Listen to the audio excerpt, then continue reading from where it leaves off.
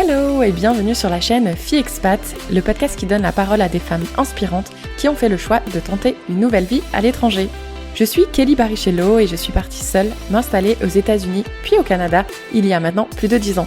Que tu sois déjà expatriée / immigrée ou tout simplement curieuse de savoir comment est la vie en Amérique du Sud, en Afrique ou encore en Asie, ce podcast est fait pour toi. Toujours dans la joie et la bonne humeur, j'échange avec mes invités sur leur parcours, les difficultés qu'elles ont rencontrées mais aussi les moments forts.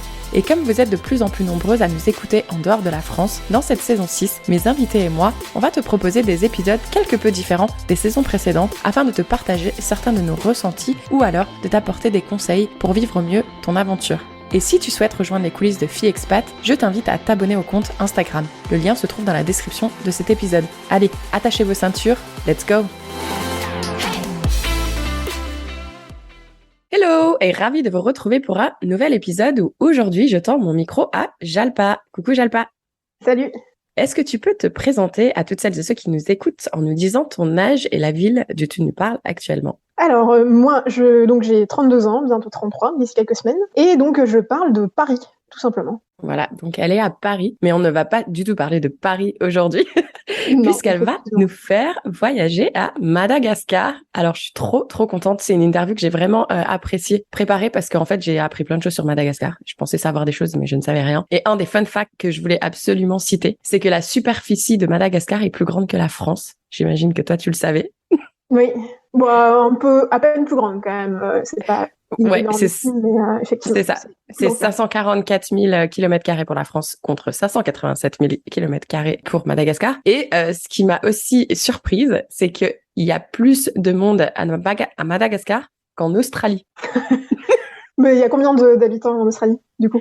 Alors, c'est aussi très proche, hein, mais il y a 25,7 millions d'habitants en Australie contre 27,7 millions d'habitants à Madagascar. Ah, mais la dernière fois, mais du coup ça a augmenté, parce que la dernière fois c'était 20 millions donc, que j'ai lu pour Madagascar. Donc, ouais, ça a bien augmenté déjà. Ouais.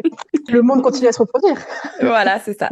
Donc, est-ce que tu pourrais du coup nous faire un petit retour en arrière, nous dire justement où est-ce que tu as grandi? Fais-nous voyager. Oui, alors effectivement, moi je parle de Paris, 32 ans, donc j'avoue qu'en 32 ans, j'ai eu le temps de voyager, j'ai eu la chance de voyager pas mal. Donc moi je suis née à Madagascar, j'ai grandi à Madagascar jusqu'à l'âge de mes 15 ans. Je ne suis pas malgache de souche, on va dire ça comme ça, même si bon, j'aime pas vraiment ce mot. En fait, mes deux parents sont indiens d'origine, enfin vraiment de l'Inde, d'une partie de l'Inde. Je suis originaire d'une ville qui s'appelle Majunga à Madagascar, qui fait face en fait à l'Afrique, et donc ville côtière avec la plage, voilà. Donc moi j'ai grandi dans un milieu où il fait 35 degrés toute l'année. Même plus quand il arrive l'été, donc là typiquement à partir de novembre-décembre il va commencer à faire très chaud. Et donc oui, j'ai grandi autant comme plein de gens de notre génération, hein, sans les téléphones, sans le wifi, sans tous ces trucs là. Beaucoup en nature, donc j'ai passé énormément de temps à l'extérieur. J'ai grandi dans un milieu, disons, multiculturel, étant donné que mes parents étaient indiens. Du coup, à la maison, on parlait Gujarati, parce que ma mère et mon père d'ailleurs sont de cette région-là de l'Inde qui s'appelle le Gujarat. Et donc, à la maison, on parlait Gujarati. On regarde Bollywood, j'ai grandi avec Bollywood, donc on apprend de facto à parler hindi, mais dès que tu sors, tu es à l'école, tu es avec des copains, des copines, mais tu vas parler malgache. Et par moments, selon les besoins, tu vas parler français. Donc on apprend le français à l'école, mais moi je n'ai pas grandi je n'ai pas été à l'école française au départ. Et du coup, on parlait malgache en fait à l'école, quoi. Donc, t'apprends le français comme une langue vivante, Et donc, j'ai grandi dans ce melting pot, on va dire, multiculturel, donc avec des personnes un peu de tout horizon, qui soient malgaches, qui soient effectivement français, indiens également beaucoup, et un peu plus tard aussi asiatiques, donc avec des Chinois. Mais ça, c'était à peine épisodique parce que j'ai quitté Madagascar ensuite. À 15 ans, donc c'est là où on a commencé à avoir effectivement beaucoup d'Asiatiques qui ont commencé à venir aussi dans le pays. Oui, parce que justement, ce que je lisais, et j'ai aussi écouté un podcast qui parle justement de Madagascar. Alors déjà, il y a deux types de populations. Apparemment, les hauts plateaux et ceux qui sont sur la côte. Donc, c'est les mernes et puis les côtiers, du coup. Donc, toi, tu es, j'imagine, la population qui surnomme les côtiers. Oui, tout à fait. Au bord de la plage. Et ce que j'ai trouvé intéressant, c'est alors, déjà, c'est la 4e plus grande île du monde. Et même si elle est proche du territoire africain, apparemment, il y a une diversité de paysages parce que tu peux, par exemple, aller dans des rizières et être un peu de sentir en Chine ou en Asie. Mais tu peux aussi aller dans la jungle.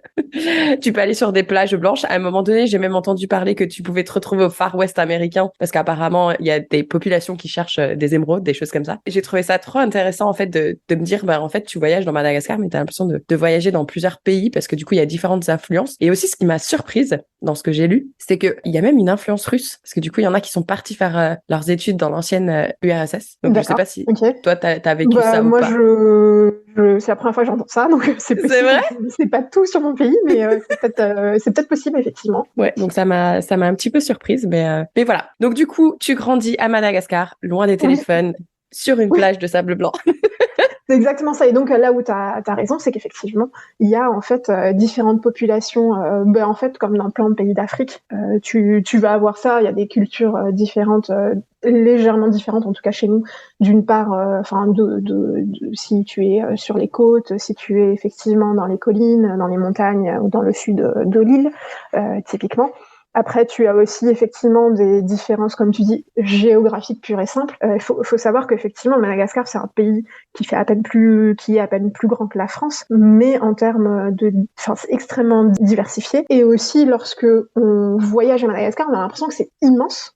Et en fait, tu dis, non, moi, Bordeaux-Paris, je le fais en 2 heures. Sauf que là-bas, en 2 heures, tu fais peut-être 10 kilomètres, tu vois, j'exagère, mais Ouais. voilà, c'est parce que c'est un pays qui, même aujourd'hui encore, n'est pas structuré. Les infrastructures aujourd'hui ne sont pas présentes pour pouvoir effectivement simplifier tout ce qui est tourisme. Et donc c'est là où, oui, en fait, quand les touristes, en tout cas, vont visiter Madagascar, il faut prendre son temps. Alors 2 semaines, clairement, si justement on veut visiter, on veut voir toute cette diversité-là, 2 semaines, clairement, typiquement, ce n'est pas suffisant. 1 mois, ça commence à être à peu près correct. Et c'est là où justement tu peux profiter d'être sur les villes côtières où tu as des plages de sable fin vraiment génialissimes. Tu peux aller sur 2 autres îles qui sont pas très loin de Madagascar, qui font partie de Madagascar, qui s'appellent Nosy-Bé et Sainte-Marie, qui, elles, si on te dit pas que tu es à Madagascar, on croirait que tu es aux Maldives ou dans des îles de ce type-là. Donc voilà, c'est extrêmement diversifié. Et après, tu as effectivement les hauts plateaux où tu vas avoir une autre diversité, effectivement de type granit ou des choses comme ça, des formations géologiques telles qu'on pourrait les voir aux États-Unis ou ailleurs. Donc c'est sûr qu'il y a une grande diversité. Tu as effectivement la forêt également avec une faune et flore qui est intéressante également et pour une grande partie qui commence à être protégée. Donc c'est intéressant aussi. Tu peux faire alors à ma connaissance, alors du coup moi j'ai voyagé peu dans Madagascar. Dans la ville où j'étais, il y a typiquement pas de zoo. Donc tu peux pas en fait aller voir des animaux en cage. Par contre, pas très loin de la ville où moi j'ai grandi en centre-ville, tu peux, alors je crois que de mémoire tu fais 40 minutes de route ou quelque chose de ce type-là. Tu arrives dans une réserve forestière. Et dans cette réserve forestière, tu fais tu fais une rando en fait pour découvrir en fait la forêt elle-même et aussi tomber sur les animaux qui vivent dans cette réserve en toute autonomie. Et donc ça c'est intéressant. Ça c'est en fait c'est quelque chose d'assez chouette. C'est que pour le coup, alors il y a peut-être des zoos ailleurs à Madagascar, je ne sais pas, mais en tout cas chez moi il y en a pas. Et du coup c'était intéressant. Voilà, ça c'est un côté positif que je trouve qui est assez sympa. Et tu as raison, tu peux en fait y aller et faire un peu farniente et être dans un super grand hôtel qui coûte une blinde d'ailleurs, être dans ta petite piscine tranquillou et aller faire un plongeon dans l'eau azur. Tout comme tu peux faire 3 jours de hike, 3 jours de rando avec un bivouac, etc. Génial aussi, à regarder les étoiles, à regarder les animaux, etc. Ou alors aller juste marcher dans ces formations géologiques. Trop bien. Là, franchement, tu me fais rêver, mais toi, du coup, donc tu grandis dans cette île qui semble vraiment paradisiaque, où j'ai l'impression qu'on peut faire un tour du monde en faisant le tour de l'île. Mais à 15 ans, tu as pris la décision de venir faire tes études en France. Est-ce que tu peux nous raconter comment tu as pris cette décision et pourquoi? Alors, j'avoue que ça me paraît loin maintenant, parce que bon, à 32 ans, tu dis, il y a quand même longtemps. Donc avec le peu de souvenirs que j'ai de moi, gamine, en fait, ce qu'il faut Ado, savoir, s'il te plaît, tu étais ado à 15 ans. ado, oui, c'est vrai, ado. En fait, Madagascar, ça reste. Alors dans le classement, on a dû tomber encore, mais la dernière fois que j'avais regardé, on était le 5e pays le plus pauvre au monde. Donc il faut s'imaginer l'envers du décor. Donc bien sûr, c'est un pays. Si on veut visiter, allez-y, il y a aucun problème. Si on veut y aller, aller y habiter, c'est génial aussi, mais il faut y aller en expat, avec de très bons termes négociés, parce que la vie est très très chère comme sur toutes les îles. Et donc moi petite, c'était le même principe. Moi mes parents sont indiens, ils sont commerçants là-bas.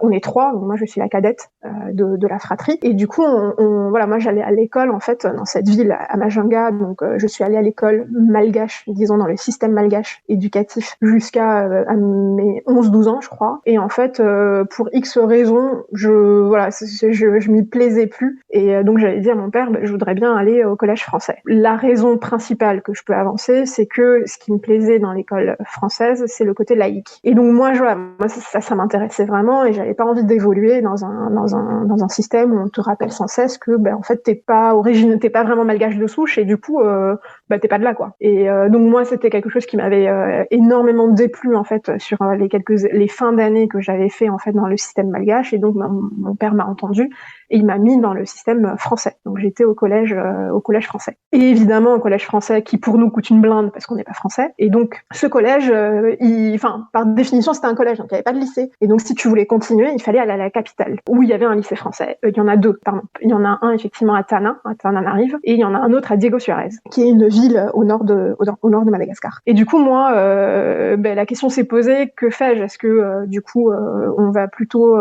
je vais à Tana et je finis mes études à Tana, mon lycée à Tana, et après on revoit où est-ce que je vais plus tard, parce que j'avais de toute façon, aussi loin que je me souvienne, j'avais envie de faire des grandes études. Je sais pas où ça remonte, mais voilà, j'avais envie de faire des grandes études. Et donc j'avais dit à mon père, moi j'ai envie de continuer au lycée, voilà. Et lui, il était assez contre cette idée au départ, parce que dans sa tête, il voulait que je retourne en fait au lycée malgache. Voilà, moi je viens d'une famille indienne, donc dans sa tête, la roadmap qu'il voyait pour moi, la feuille de route qu'il voyait pour moi, c'est ok, Jalta à 18 ans, 19 ans, on va la marier, elle va avoir des enfants, donc au mieux elle va faire un BTS. Voilà. Et je me souviens encore de mon père me dire ça, tu vois, quand je lui en parle, je lui dis non mais moi je vais faire des grandes études, etc. Et du coup on s'est pris le bec là-dessus. Et donc à un moment vient la question de ok, est-ce que tu vas à Tana, est-ce que tu vas à Diego, ou est-ce que tu vas à un autre endroit? Et comme il a compris du coup que oui, j'avais envie de faire des grandes études, et on va dire, je l'ai convaincu. Le coût, c'était purement pas une question financière en fait. Le coût de m'envoyer ici en France ou de m'envoyer à Tana et ensuite en France, c'était la même chose. Donc il s'est dit, Okay. voilà, on va couper la part en deux.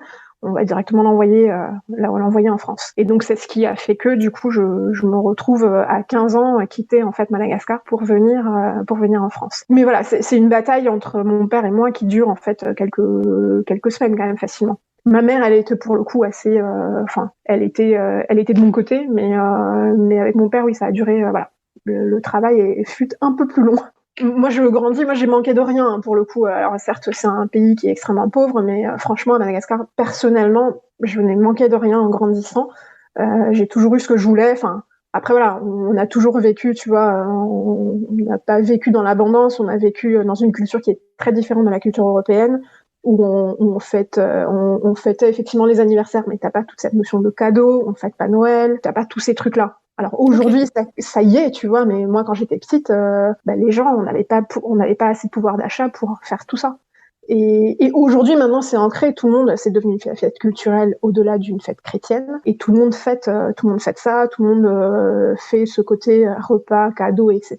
Mais voilà, quand j'étais petite, il n'y avait pas ça. Et donc voilà, donc je grandis un petit peu là-dedans. Et toi, tes frères, ils étaient en France à ce moment-là, ou ils étaient restés à Madagascar? Mais en fait, moi, j'ai donc 2 frères, et l'aîné était déjà, puisqu'on a 8 ans d'écart, donc lui, il était déjà en France, il était à Bordeaux, et l'autre frère, lui, il finissait son lycée. Okay. Et et c'est ce qui a joué aussi, c'est que du coup, mon autre frère devait venir en France de toute façon, et moi, je finissais mon collège, et donc il s'est dit, ok, on va faire un envoi en gros, on va envoyer tout le monde à Bordeaux, et ils feront leurs études là-bas, ils seront ensemble, voilà.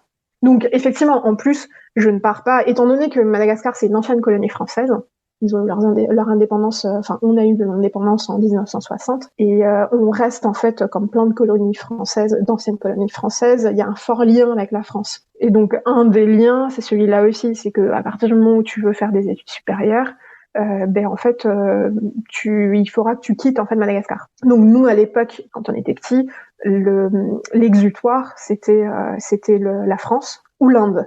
Moi, l'Inde, je sais pas, aussi loin que je me souvienne, ça faisait pas partie des choix auxquels j'avais pensé. Du coup, fatalement, c'était la France. Et aujourd'hui, ça a changé quand même, hein. Aujourd'hui, les nouvelles générations, alors évidemment, vivre en France, ça coûte énormément cher. Et c'est loin. Alors, même si on a 1 heure ou 2 heures de décalage horaire selon la saison, par rapport à la France, mais reste que c'est très loin et c'est très cher. Et du coup, les nouvelles générations vont beaucoup soit en Inde, soit en Chine, soit dans certains pays d'Afrique comme le Mozambique, le Kenya, voilà. Donc maintenant ça se diversifie, mais à l'époque c'était assez binaire quoi. C'était soit l'Inde, soit la France. Et donc d'où le choix de la France. Et du coup, comment ça se passe pour toi qui es originaire de Madagascar pour arriver en France? Tu dois faire un permis d'études. Comment ça se passe où ton passeport t'autorise à venir étudier en France? Non, alors effectivement, administrativement, c'est très compliqué. Et d'ailleurs, j'ai écouté ton podcast du coup sur la nationalité canadienne et je me suis retrouvée dans beaucoup de ce que tu as raconté. En fait, c'est vachement intéressant et tu te dis mais t'as l'impression que ok, le Canada c'est super difficile, la France c'est super difficile, mais en fait globalement c'est chiant partout. C'est ça, c'est la conclusion. C'est chiant partout, peu importe le passeport que t'as, c'est chiant.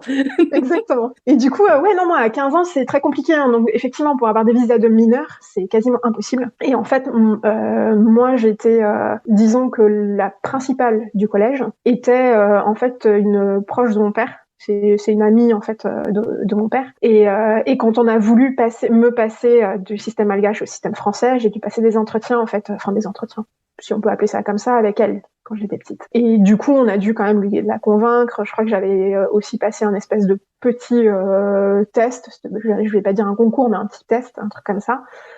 Et du coup, elle me connaissait. Parce qu'en fait, c'est rare d'avoir des personnes qui font ça en plein milieu du collège. Et donc, elle me connaissait. Et petit à petit, du coup, elle était aussi devenue pote avec mon père. Et donc, en fait, elle a appuyé elle a fait une lettre de recommandation auprès du consul. Et c'est ça qui a marché. Enfin, je pense que ça a beaucoup aidé, en tout cas. Je pense que ça a beaucoup aidé. Et évidemment, encore une fois, à l'époque, il y avait un consulat. Aujourd'hui, il n'y est plus dans cette ville-là, à Majunga. Ça reste la communauté d'expats, elle est très petite, la communauté d'expats français. Et donc, ils se connaissaient. Donc, forcément, le consul connaissait forcément la principale du seul collège français de la ville, quoi.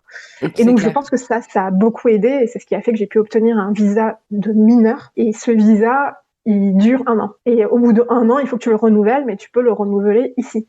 En France. Et donc, tu le renouvelles en France au titre pareil, du mineur, en fait, scolarisé. Parce qu'en plus, du coup, moi, je suis arrivée à l'âge de 15 ans. L'école est obligatoire jusqu'à 16. Donc, il y a aussi ça qui rentre en ligne de compte et qui aide, en fait, qui est en ma faveur. Et du coup, à 16 ans de renouveler, c'était moins gênant aussi. Donc, tout ça je pense que ça a beaucoup aidé ce processus-là de venir en France en étant mineur. J'avais déjà de la famille ici, donc il n'y avait pas aussi ce souci de ok, qui m'héberge, où est-ce que je loge en étant mineur, etc.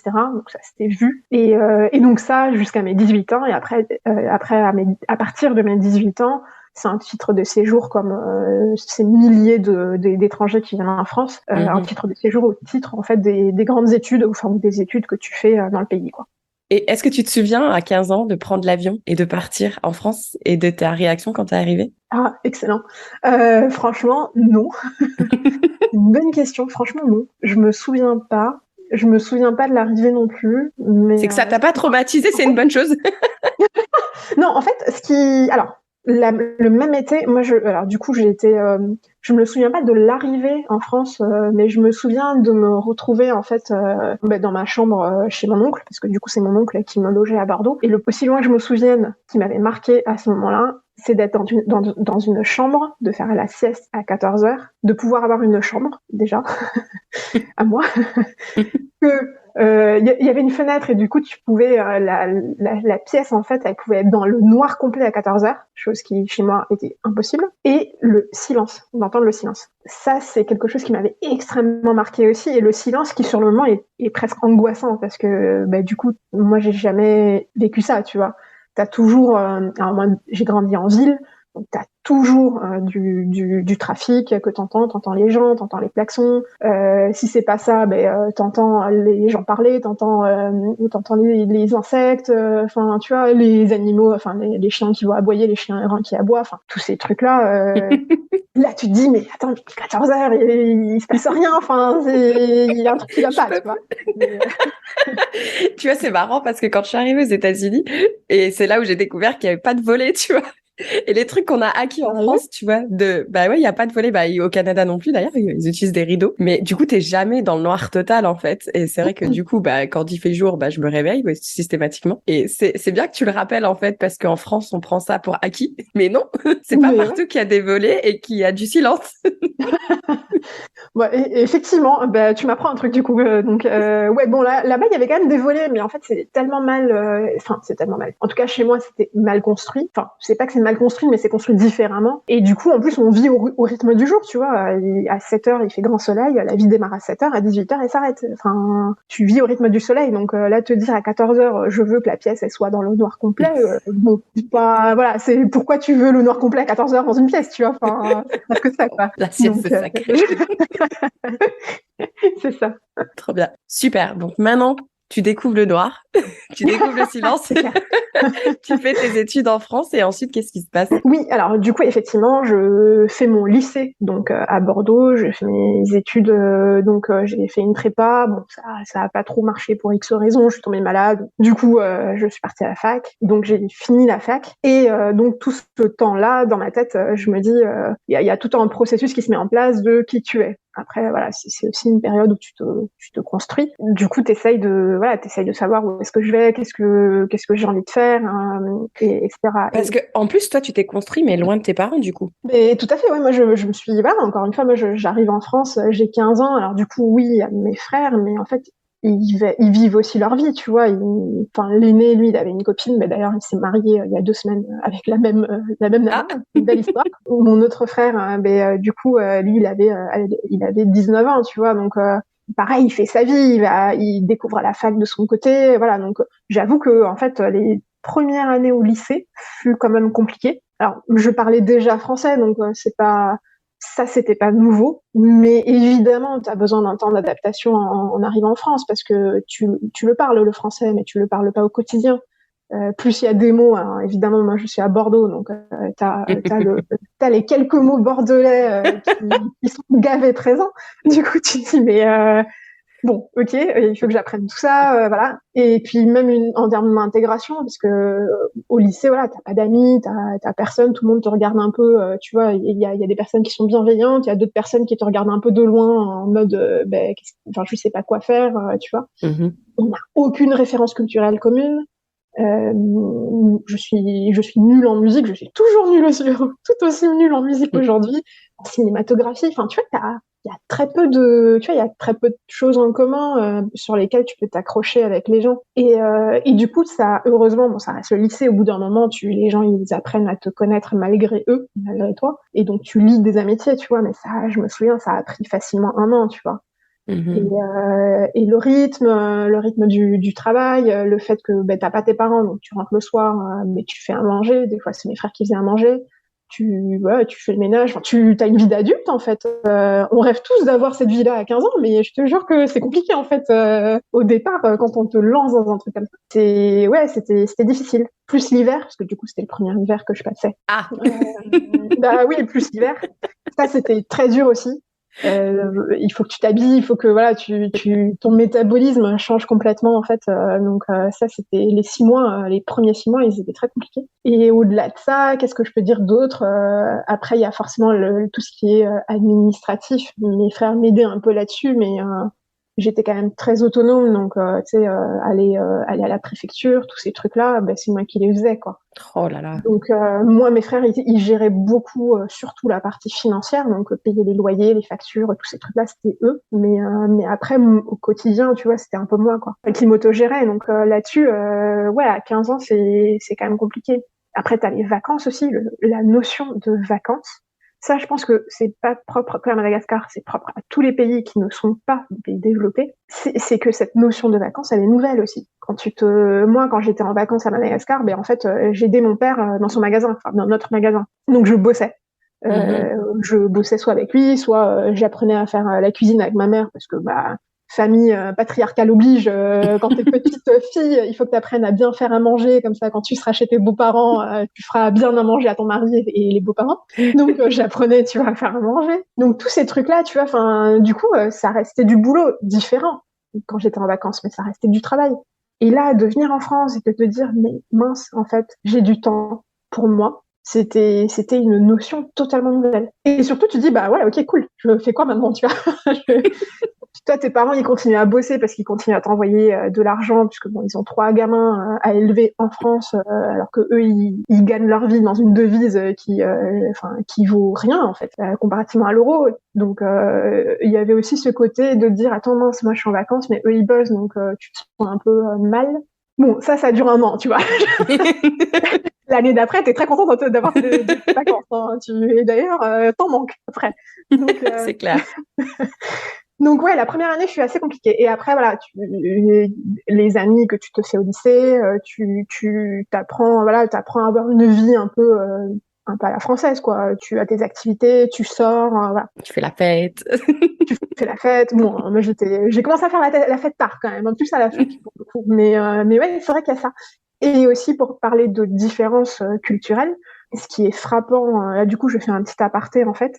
Ce qui est frappant sur les différences françaises, malgaches, mais on pourrait tout à fait dire autant de françaises à un autre pays qui n'est pas développé comme la France. Je sais pas comment on dirait ça en français, mais en anglais, facilities. C'est que en fait, t'as tout ce qu'il te faut. Enfin, tu ne manques de rien. T'as besoin d'un truc, il y a une offre en face. Et ça vaut aussi pour tout ce qui est social. Donc, moi, je me souviens, on s'était fait cambrioler quand j'étais petite. On appelait les flics n'en sont pas venus. Alors que ici, il t'arrive un truc, tu appelles les flics, alors, sauf dans certains quartiers de la France, mais a priori, t'as plus de chances en fait que les flics viennent t'aider. Tout ce qui est liberté aussi, en tant que nana d'une part, mais même juste en tant que personne, de traîner en fait jusqu'à minuit, jusqu'à 2h du mat, jusqu'au petit matin, ce n'était pas grave. Au contraire, tu vois, enfin, personne te disait rien. Tu étais libre, il ne t'arrivait rien. Alors que à Madagascar, tu sais que à partir de 22h, en tout cas dans la ville où j'étais, il fallait que tu sois dans une voiture verrouillée, quoi. Tu pouvais pas juste traîner comme ça, tu vois. Enfin, surtout en tant que nana, c'était pas possible. Donc ça, c'était quelque chose de génial aussi, de pouvoir en fait être libre, d'être une personne, enfin d'avoir des droits en fait. Et ça, je pense qu'on a cette base, on a beaucoup tendance à l'oublier. Et cette base-là, on l'a en France et on ne l'a pas dans plein d'autres pays. Et là où on pense qu'on l'a dans d'autres pays, c'est que nous, quelque part, on y est avec notre argent un peu en tant qu'expat. Et du coup, mine de rien, on a une vie, on va dire, plus. Mais quand tu vis vraiment comme un local, non, en fait, ça marche pas comme ça. Donc effectivement, d'avoir en fait les avantages sociaux, c'était incroyable d'avoir effectivement cette liberté-là, de dire en fait t'es safe en étant dans la rue, t'as la sécurité sociale. Quand t'es étudiant, quand t'es à l'école, ça c'est incroyable aussi de pouvoir te dire ok, si j'ai un problème demain, j'ai un cancer, j'ai un accident, n'importe quel imprévu, en fait j'ai pas besoin d'avoir une cagnotte, ou mes parents n'ont pas besoin d'avoir une grosse cagnotte à côté pour subvenir à ça. C'est que l'État prendra ça en charge. Donc ça c'est génial. Chose qu'évidemment à Madagascar, tu payes de ta poche, hein, donc t'as intérêt à avoir de l'argent. T'as un développement qui est incroyable justement dans tout ce qui est médecine. Si que t'as un problème, on va aller jusqu'au bout pour trouver ce que c'est, tu vois. Alors que à Madagascar, t'as pas les moyens non plus. Donc t'as les médecins qui sont compétents, mais en fait, s'ils sont pas outillés, malheureusement, les pauvres, ils vont pas pouvoir faire grand chose, quoi. Donc voilà. Donc tous ces aspects-là, ce sont des aspects qui sont en fait primordiaux. Moi, quand je démarre en fait en France, et je me dis oui, j'aime la France pour ça, quoi. Mais c'est très bien que tu le rappelles parce que nous on le prend comme acquis puisqu'on a grandi et évolué dans cette base comme tu l'as dit. Donc je trouve ça bien justement que tu le rappelles que c'est quand même des avantages qui sont très très importants pour une vie saine et plus tranquille entre guillemets. Et donc en fac, tu as fait quoi comme étude de fac du coup? Et voilà, c'est déjà la fin de la première partie de ce témoignage. Libre à toi si tu as le temps de pouvoir écouter la suite. Je te l'ai déjà mise en ligne. Si tu n'as pas le temps, je comprends parfaitement. C'est pour ça que je te l'ai coupée à un endroit stratégique. Et on te retrouvera plus tard pour la suite de son témoignage. Et n'oublie pas de t'abonner à la chaîne Fille Expat si tu ne souhaites rater aucun épisode. C'est gratuit et c'est disponible sur toutes les plateformes de podcast en un seul clic. À très vite!